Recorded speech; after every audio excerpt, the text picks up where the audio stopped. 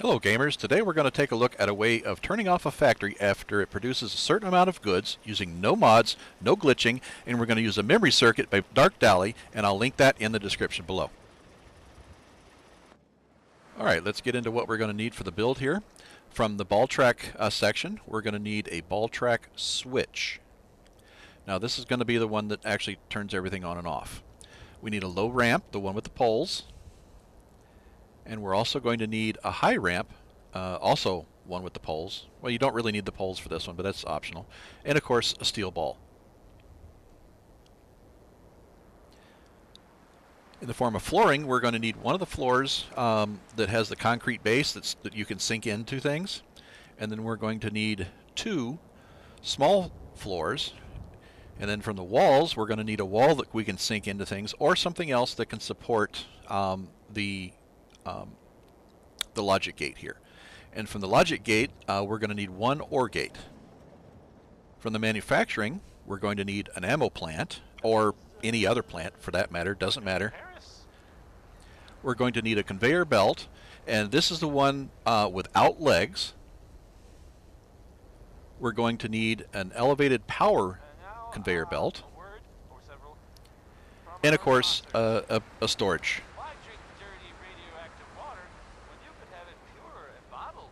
We're also going to need a laser tripwire. Now, not the laser switch, but the laser tripwire.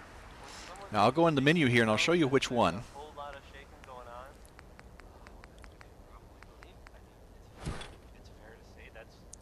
It's all the way down at the end of the conveyor belt section here, and there's two of them. We do not want the switch. This one goes on and off with each trip. We want the trip wire, which pulses each time an object passes through it. So we don't want the switch, we do want the trip wire. And we'll also need a diverter. In this case, I'm going to be using a left diverter today.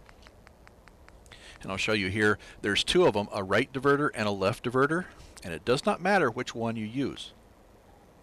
I mean, it all depends on how you position things on your build. You can look at how I build things here and then make your choice left or right later. But go with the left one for right now.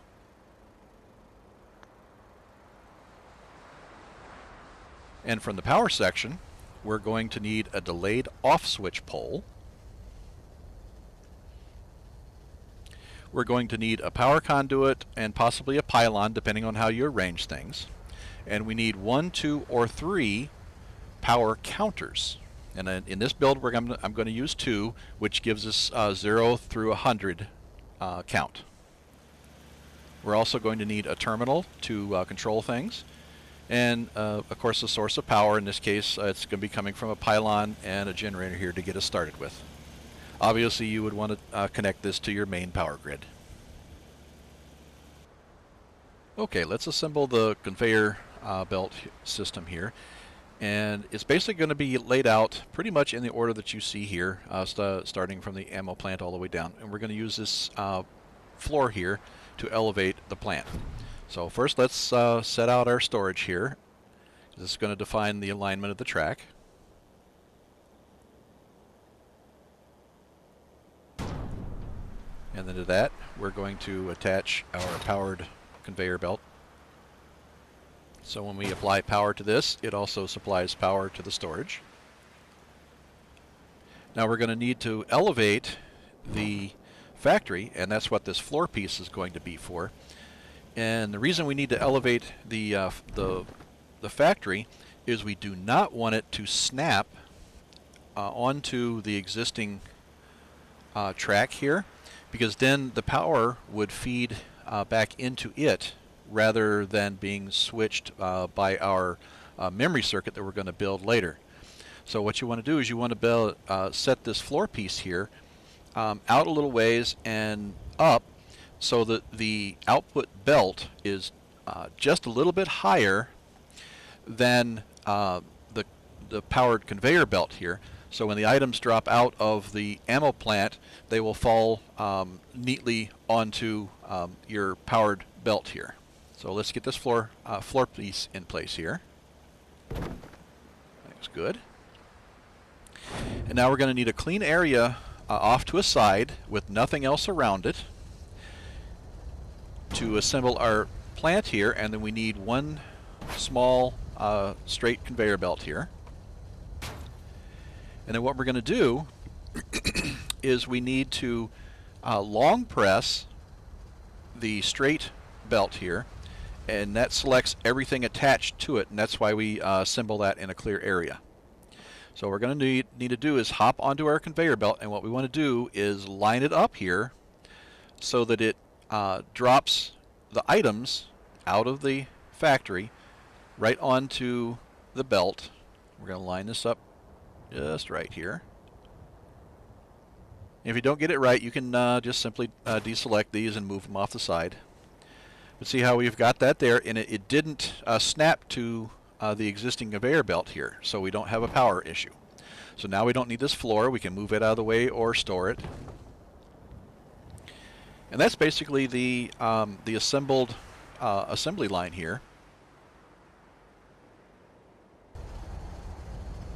Okay, let's assemble the memory circuit. I've placed a power pylon over here near our assembly area because we're going to need power to test this with. And I've placed the two floorboards here next to each other. And I've already placed the left diverter, excuse me, on the platform here so the end sticks out off the edge. And I've assembled our low ramp with our ball track switch. And what we're going to do is we're going to bring this over. We're going to long press on that rear track. You want to make sure you get the rear track, not the front track here, but that rear piece back there. That's your key piece. So we're going to bring this over, and we're going to snuggle it in right next to the edge of these floor pieces. And the reason that back floor piece is there is so that if those legs get up on it, this whole thing is going to pop up until you know that you're off at an angle here. But we want to bring it forward, and we want to sink it into the arm of this servo a little bit so that it stops the servo stops the ball at the bottom of the track here. Get this fidgeted right in there, and there we go. See, we've got it fairly parallel with the floorboards. Doesn't really matter, it doesn't have to be perfect unless you're, of course, OCD. So now we're going to bring some power off of this switch here, which I've already connected to the pylon here. So we're going to bring a wire off the switch onto the servo here, and this is purely for testing here. So we're going to exit workshop mode, flip the switch, and as you can see, the arm flips forward, and that will push the ball up the track. So let's go grab the ball here.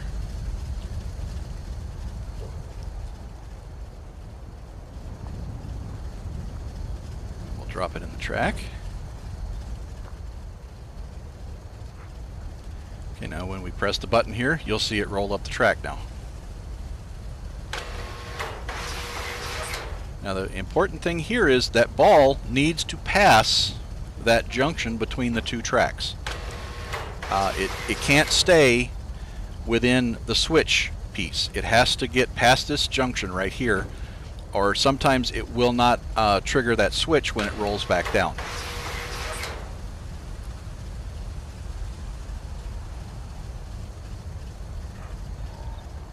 So that done, let's take our ball out of the way.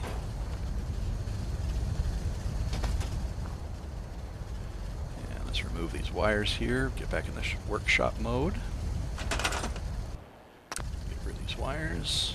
We don't need them anymore. And we're going to set the switch up on the platform here. It can go anywhere really, but I just found this was a convenient place to put it for this build. Doesn't need to be exact here, we're just putting it on the platform here. Now we're going to get rid of this piece. You can scrap it or store it, your choice. We don't need it anymore. So we're going to long press on this front floor piece here, and that selects the whole thing. That's why we're building it out here in the middle of nowhere. And we're going to need to set this whole module down. This is our memory module, memory circuit here, and it's going to store the state of the machine is what it's going to do. Since Fallout doesn't have a electronic triggered on-off switch that we can use. We have to use a kludge like this thing. Anyway, this whole thing was come up with Darkdally, so head over to his channel and check out the build if you want. See what he's using it for. So what we've done is we've set it over here. We're going to bring power in later, and right now we need to bring this tall ramp in. And the reason we're swapping the ramps out is, one, the feet on this one don't extend down, and two, it's a much higher angle, and it will cause the ball to roll back into place a little bit faster and make this memory circuit operate a little bit faster. Darkdally used the low ramp, and his operated quite a bit slower. And I found through some experimentation by using the high ramp there, that gave the ball a little bit of faster return.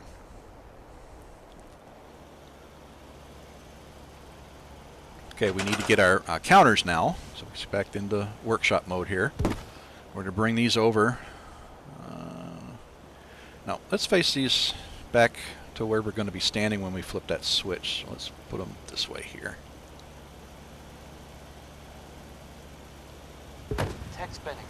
And we're going to need the second one here. And of course you can stack up 3 or 4 of these. Notice how that snaps? See, you want it to snap just like that. See it snap right there? That means that these are ganged together, and that's very important. We don't need this floor now. That can either be scrapped or stored. Okay, let's grab our wall with our OR gate on it. The reason for the OR gate is so that when we operate the switch, it doesn't tick over a count on the counter. So the OR gate here is isolating the switch from the counter, and that's the reason for that. There we go. So we got everything laid out here. We got our switches here. Okay, last thing up is the tripwire, and that's going to snap onto the top of this powered ramp, and it can go anywhere along here, but I tend to put it a little bit past where that arm is. It just makes the wiring a little bit easier. Here, let me go scoot off the side, see how I lined it up there, where it's just a little bit to the right of where that arm on the servo is on the conveyor belt.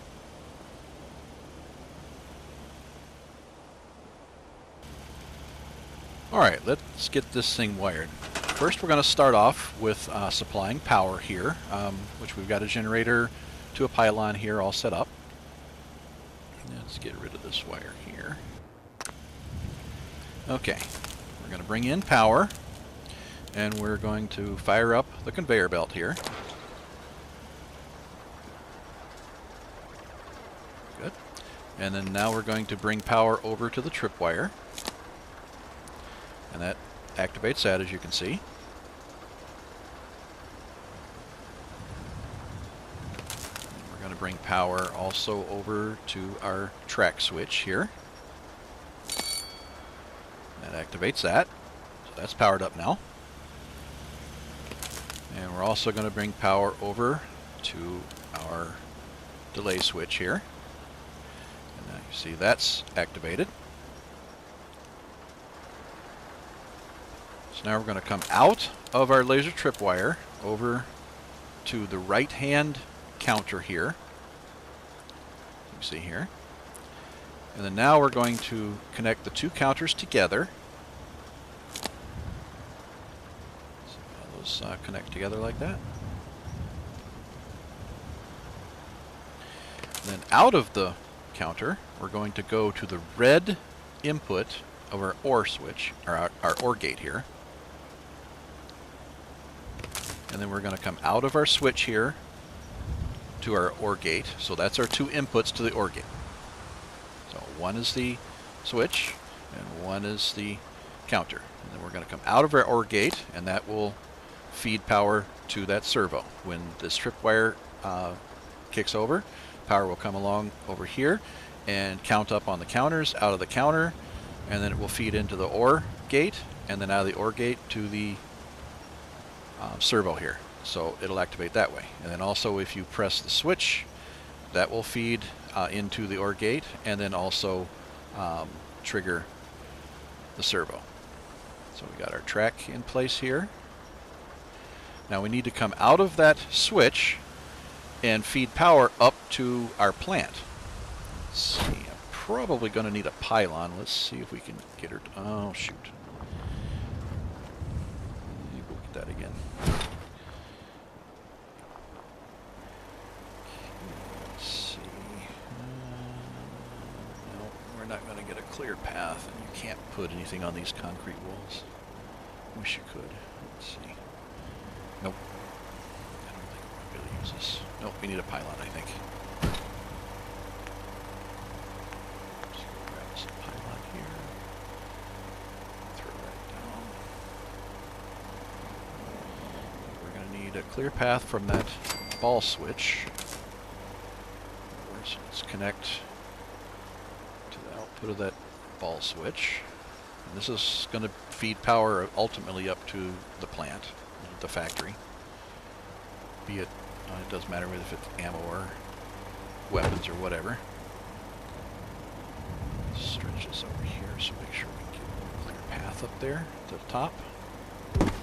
Okay, now let's bring a wire from here up to the ammunition plant. That should do it. Okay, let's do a test run here. You see we have nothing in the storage, nothing in the ammo plant. Oh, I set up a set of lights here just for a visual representation so we can see when power is being fed to the plant here. You don't need those. This is just for demonstration. See when we press the switch here. You see lights in the background. So that's telling us the ammo plant here is getting power. When that switch is green, that means there's power. Off. See how that elevated track shoots that ball back down a little bit quicker? So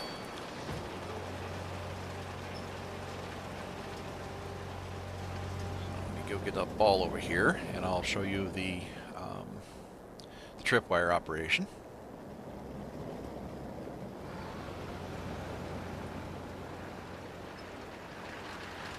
See, it's red. When we get an object near it or crosses through it, it turns green. And each one of these cycles will count on these counters over here, one count. So we had a 1-0, and one more time, that'll set it to 1-1. I have these set for 1 in the terminal over there. So one more count, and it will shut the machine off. So that would simulate a box of ammo going by. You see it turned everything off for us. Drop this ball here. And reset back to 0-0 here.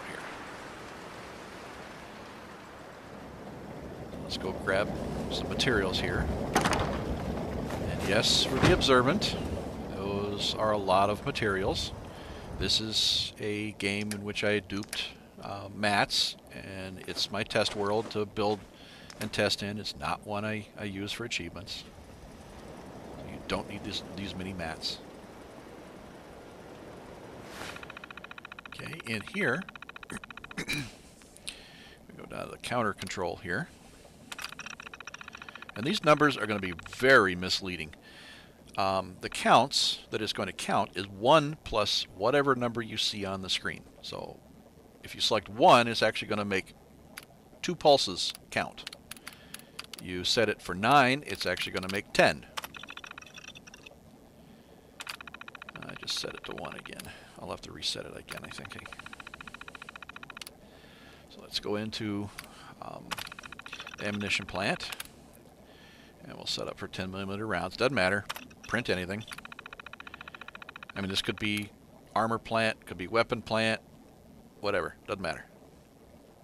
The system works on any of the factories. Okay, so now it knows what to make. And Nothing in here. Now, since I accidentally set these to 1 again, they're going to need to reset once. So we're going to start the machine, and the first, you can see it's starting to print ammo. And it's the first box across this line is going to reset those counters again, because I made a mistake. I shouldn't have set it to 1 again. I should have backed out. There, it's triggered. Shut the machine off. So they're reset to 0 now, so everything's all good. Oh wait, I want to empty that out first.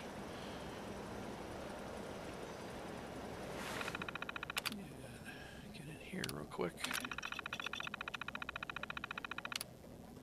Let's just set to a meaningful number. So remember, this is 1 plus this number, so 2. Plus 1 is 3. And we've got 2 counters, so that's 3 times 3. So this is going to print 9 boxes of ammo, because each one of those counters counts 3. So it's going to be 3 times 3, so 9 rounds, or 9 boxes of ammo here. So there's our first one.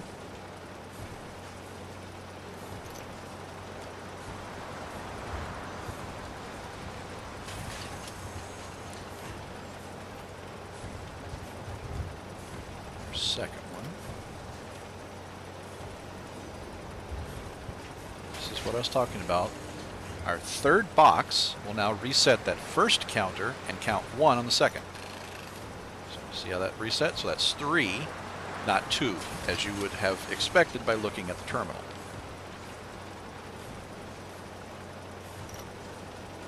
And since we're using 2 counters here, it's going to be a square of the number. So here we go. 2. Next box will tick the leading digit up. Now if you used 3 counters, the amount of ammo would be the cube of whatever number. So it would be, if you had 3 of them and you selected 3 in the, or 2 in the menu, that would equal 3. 3 times 3 times 3. Each counter that you select adds a multiplication of that number to it. One more box, and it'll turn off.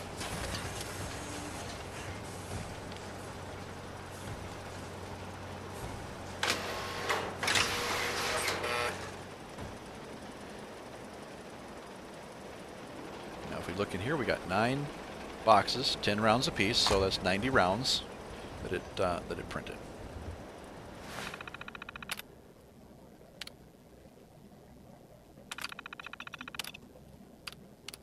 So let's up this a little bit.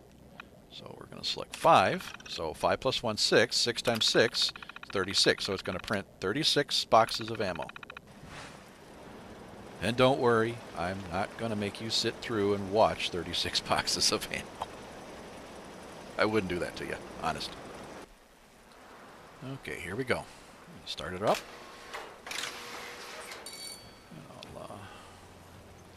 I'll run the first few boxes here, and then I'll do a cut on the video here, and we'll come back after it gets close to the end.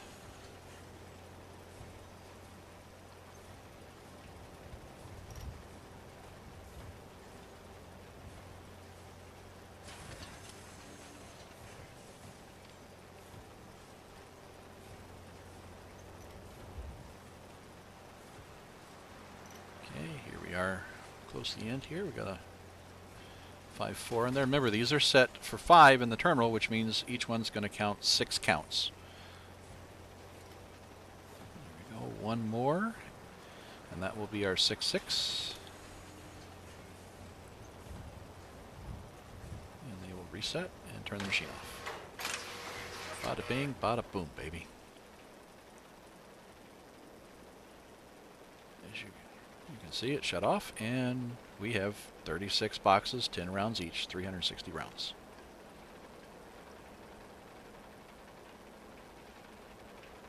Now keep in mind, you can use this counter, the single counter system, on multiple assembly lines, as long as you only want to run one plant at a time down the line there. So here's a quick scan through, showing you how everything's set up again.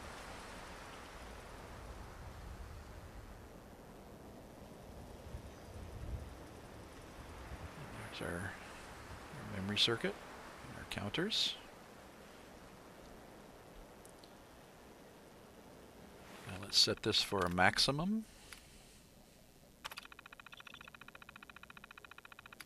Go down 9. Remember, it's 9 plus 1 is 10. So 10 times 10 is 100. So it's going to print 1,000 rounds of ammo. So now the machine's set up for its maximum now. So it'll shut off after printing 100 boxes of ammo, of whatever ammo you select.